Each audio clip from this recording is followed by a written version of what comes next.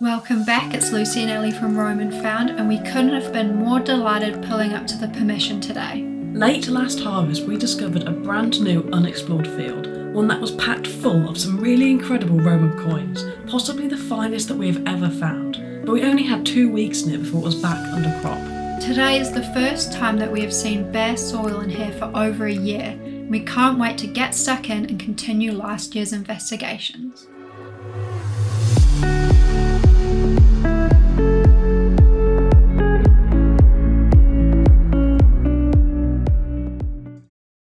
This particular field is one that we actually spent a while tracking down. Ever since we first started digging on our permission, we have heard the village gossip of the Roman market field. It took over a year of chasing these rumours, from one lemon drizzle cake tasting to the next, to track down the location of this fabled field. And you know what? We just might believe them.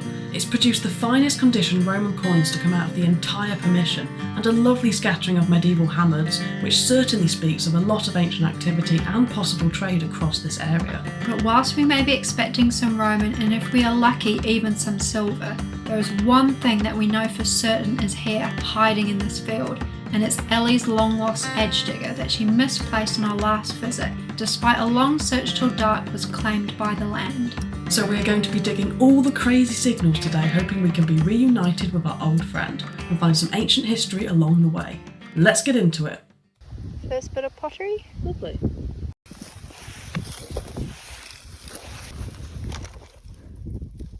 I think I've got a little bit of greyware. Think so. Yeah. Immediately we start picking up something that we haven't had a lot of out of this field previously. Pottery, and a lovely amount of Roman greyware shards as well, fragments left over from Roman domestic life, and a very good sign of things to come. Definitely a little bit green, Lois. In between the greyware rim pieces and body shards that have most likely come from Roman plates and jars, we also spy several gleaming pieces of a more medieval type of pottery. Green glaze, a type that is easily identifiable by its green glaze. It was produced mainly from the 13th to 15th century, with the green often intensified by adding copper to the iron glaze mix.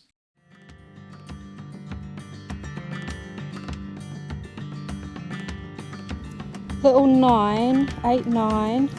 Sounds quite good, quite faint.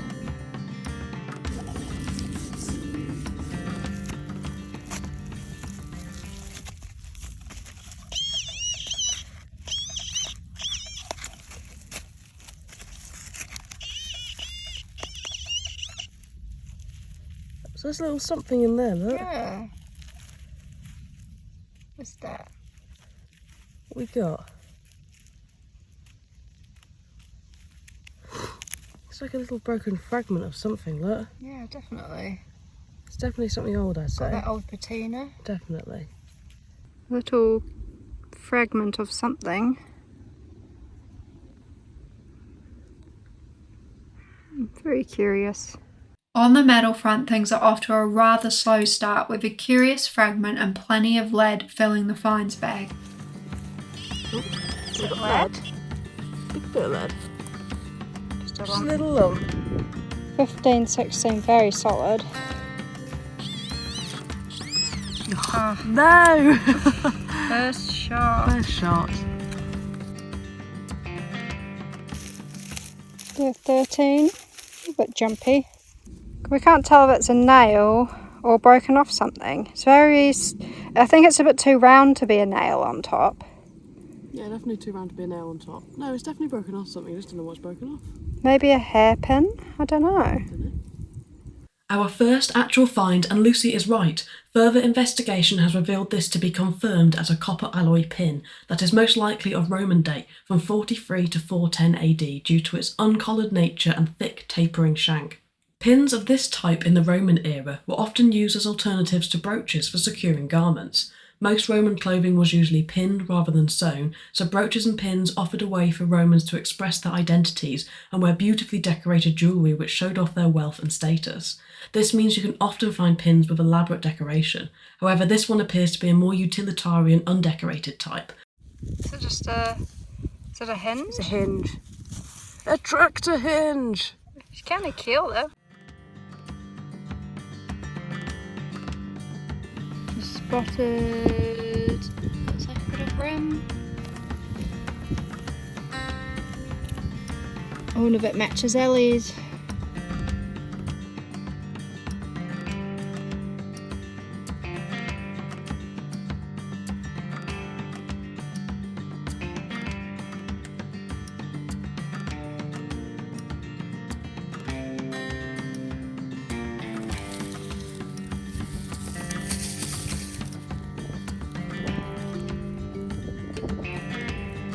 Get? Is that lead?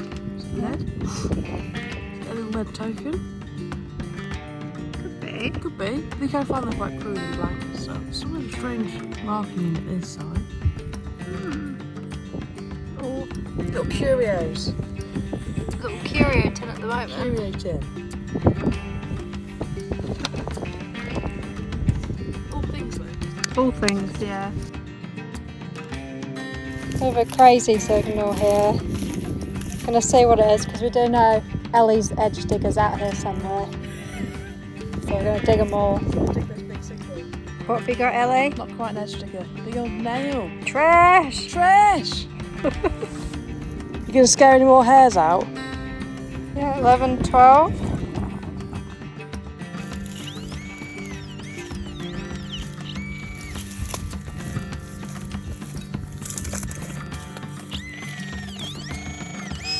No! Oil. Oil.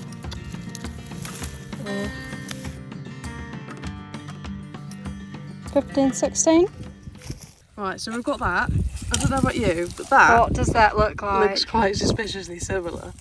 And last time we were here, that's the reason why this is now attached to me. Is it? Shall we have a look? I think it is. I think it is, you know. I think it is. It is! What? Oh, it's a bit bent. Just been hit by the plough. Oh no. Oh no. I reckon you could straighten that out. Straighten that out. What? Woohoo! I was not expecting that. I was not either. I thought it was way further down.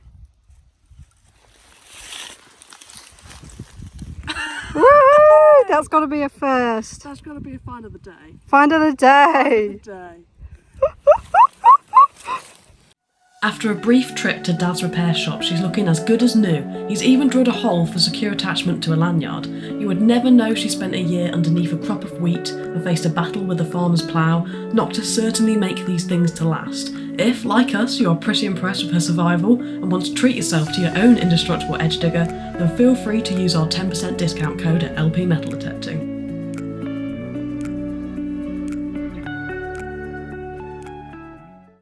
So a little 7, 8. We've been digging these all day, but I think we can actually see this one. Just chilling here on the surface. I'm going to point to it, Ellie. Oh, yeah. Just here, and I think there's even a little bit of design left on that, you know. That's what we've been looking for all day. Look at that. You see, there's some kind of design, not quite. There is, I can just see Quite it. sure. I think it might be 2 victories. So it'll be two women in a cloak. Oh, wow. One we Yeah. haven't found, One is we it? haven't found, yeah. What a stunning Roman just sunbathing on top of the plough, and it's a type that we haven't found before. 2 victories facing each other holding wreaths. Is there a bust? I think we might have a bust on there. Should I get a little bit of a Yeah, clean get up the on it? spritzer. This Roman dates to 340 to 348 AD, issued under either Constans or Constantius II, and the inscription that would have appeared around these 2 figures would have translated to dedicated to the victory of our lords and Augusti. This coin and its design come from a rather turbulent time of unrest for the Roman Empire and was made to symbolise military success. This was an important message at this time as Constantius II and Constans had just come to the seat of power with their brother Constantine II after the death of their father Constantine the Great. The bust is coming through nicely now. See, there's his little chin. The top of his head's just missing. Yeah. They divided the empire between themselves, but Constantine II and Constans were constantly warring over the western part of the empire until Constantine ended up dead, and Constans and Constantius went on to rule together. War was a constant theme of the 2 brothers' rule. It was already how they had managed to remove Constantine and consolidate their power over each half of the empire, and only continued as Constans defended his realm successfully against the Franks, and Constantius spent a great deal of his reign on military campaigns mostly against the Persians. War and military success was the whole ethos behind their strength as emperors. It's the first time I've used the coins pod in a while. I think I've spotted a bit of rim. Yeah, those are the ones.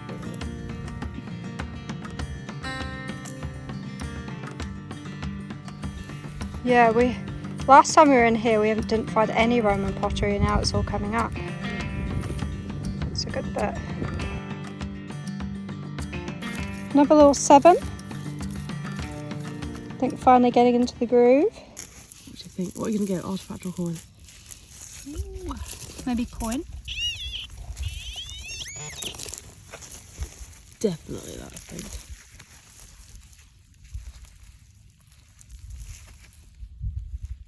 Oh, I might be going coin. It's looking very coiny.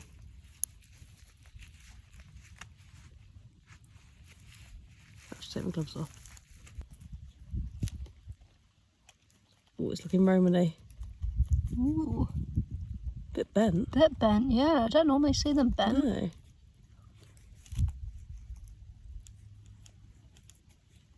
Should we get the spritz on there?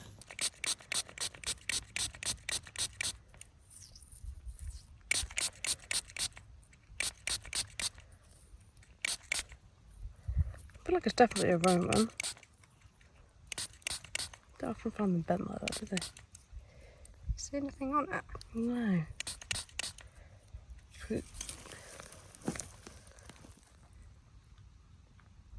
Not so much on it at all. Strange.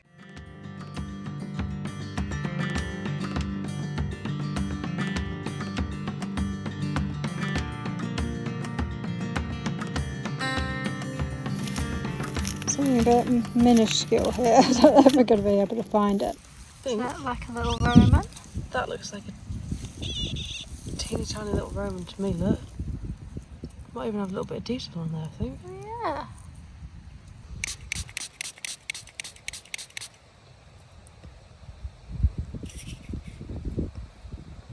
Yep. Oh. Detail on that. Oh, yeah, she's gone. That look. Oh, yeah. See that? There's even text on it, look. Oh, yeah. Not too sure what type it is. They're going to have to... They recognise it. Finally finding Look at that Romans. head. Oh, wow. Look at that little head.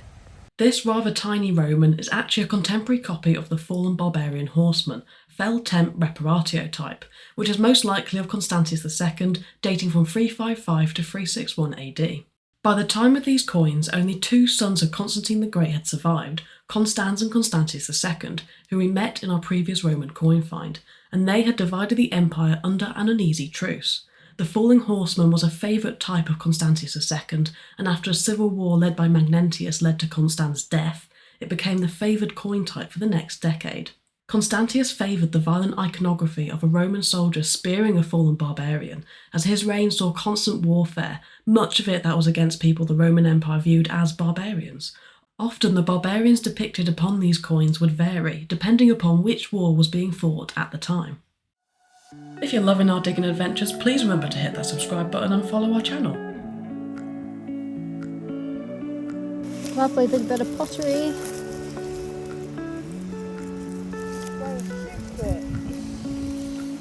Look at that. Yeah, big bit of rim. It's a beast. Chunky bit.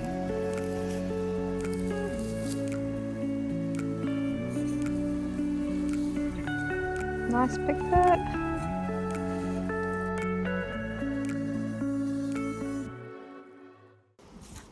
Six, 7, 8.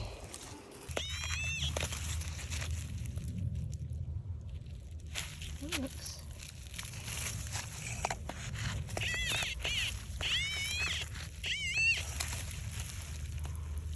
They're really hard bit. Oh, there, look. Oh, There.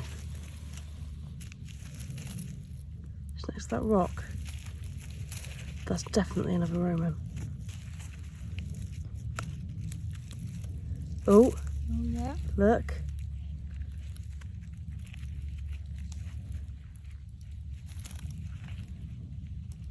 It's quite a big Roman, that one. Just see if there's no detail left under that dirt. Yeah.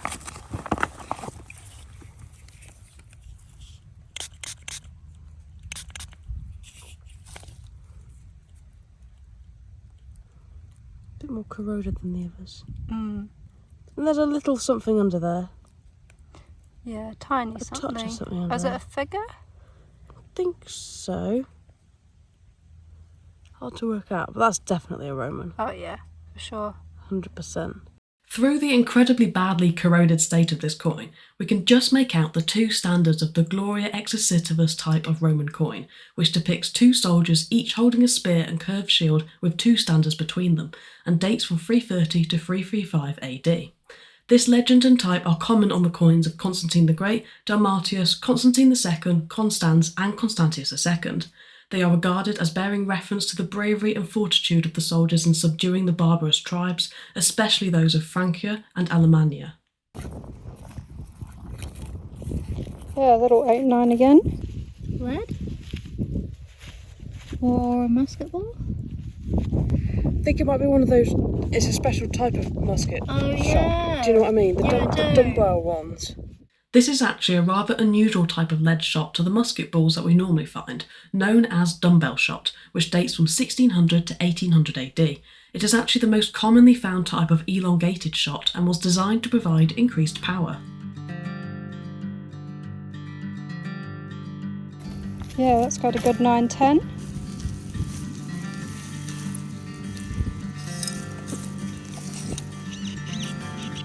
There. Is it? It's a Roman, but like a really, Bit of one. really small one. Okay. Jeez. Can't believe we found that. A fraction of a Roman. It is a fraction. It's a teeny tiny little guy. I'll leave a bit sticking out so we can find it again.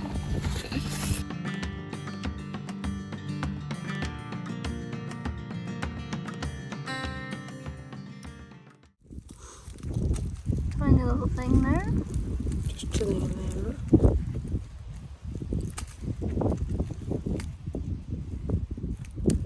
Oh, I believe that's just the end of an old button, maybe. yeah. There we go. That's cute. Very cute. It wouldn't be a dig without a button, and this is a hollow press metal button front dating from 1850 to 1900 AD. 17. And it's not just the buttons coming up now either, as the next thing is a complete post-medieval copper alloy stud or tack, dating from 1500 to 1800 AD. It was probably used in either horse harness decoration or for more personal dress like a belt. I think, got here, a little musket ball. Little musket ball. Woohoo! We've already found the dumbbell shot, and now we've found its long-lost cousin, the musket ball. Lead shot was introduced for both small arms and larger weapons in the mid-15th century, but it wasn't until increased violence in the 17th century caused by the English Civil War that it became more commonly used and was actually fired in tens of thousands on the battlefields. After the Civil War, most significant military action was carried out overseas, so most shot found in England and Wales is likely to date to the mid-17th century. Interestingly, most bullets that were fired or lost on the battlefield have survived almost exactly where they fell, and are usually the only artefact present in sufficient numbers to allow the recovery of a significant physical record of military action, offering a wide range of information about 17th century battles. We've got a little Roman. Woohoo! That looks like one to me. Should we get it cleaned up? Yeah. This portrait very much looks like it comes from a group of emperors known as the House of Constantine, which dates it from 313 to 364 AD, and from quite a changing time for the Roman Empire.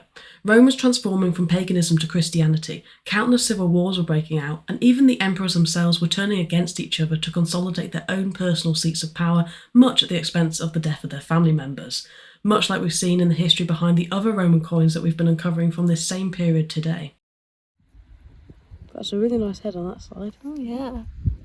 The final ruler of the House of Constantine was Julian II, who had a short reign from 360 to 363 AD, where he unsuccessfully tried to revive paganism and eventually, like all emperors, came to an early death. through either assassination or wounds incurred in battle, according to conflicting historical reports.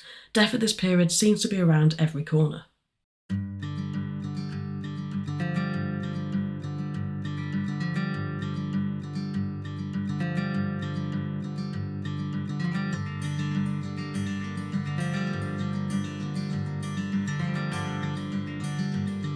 Little frog.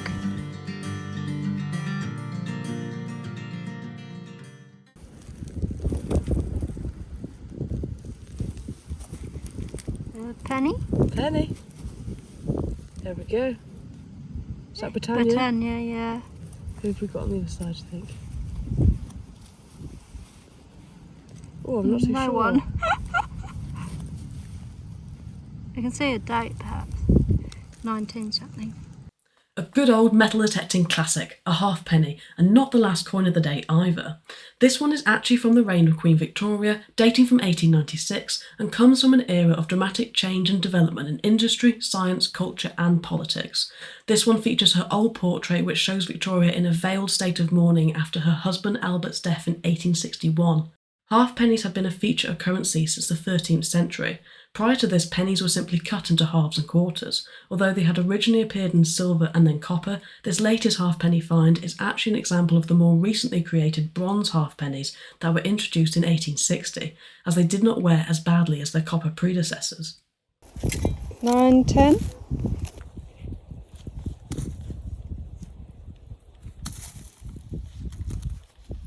Now this finds a little bit of a mystery being made from lead. Initially we thought it was maybe a pimple button, but there appears to be no mark left from the attachment of a shank upon cleaning, and it is perfectly hollow. Perhaps some kind of weight or a gaming piece. Feel free to leave any thoughts and suggestions in the comments below. The dig doesn't end until you get in the car, and that was only proved as Ellie spotted something curious on the track back home. Yeah. Oh, I think it's a ship's halfpenny as well. Is it? Yeah. Look at it. So I don't need the metal detector. Yeah. That's such a good little one. What's this one? What date is it, Ellie? 58. I think there's Lizzie on there. Oh yeah. A little bit bent, I think, Little bit from a bent. vehicle or tractor. They feel like somebody has potentially driven over this. That's so cool. The copper halfpenny coin was introduced in 1672 and was minted until 1984, when inflation made it almost worthless. From 1672 until 1936, the image of Britannia appeared on the reverse, but this is a 1958 halfpenny and features the image of Sir Francis Drake's ship, the Golden Hind, symbolic of Britain ruling the waves. A final coin to end what has been quite a day of coins, and mainly Romans, our favourite type to find. If you've enjoyed this episode but want to learn more about the Roman pottery that we were picking up, then be sure to check out our previous dig where we found our best ever piece of Roman pottery. And don't forget to check out our online store for all the latest Roman found drops. Thanks for watching!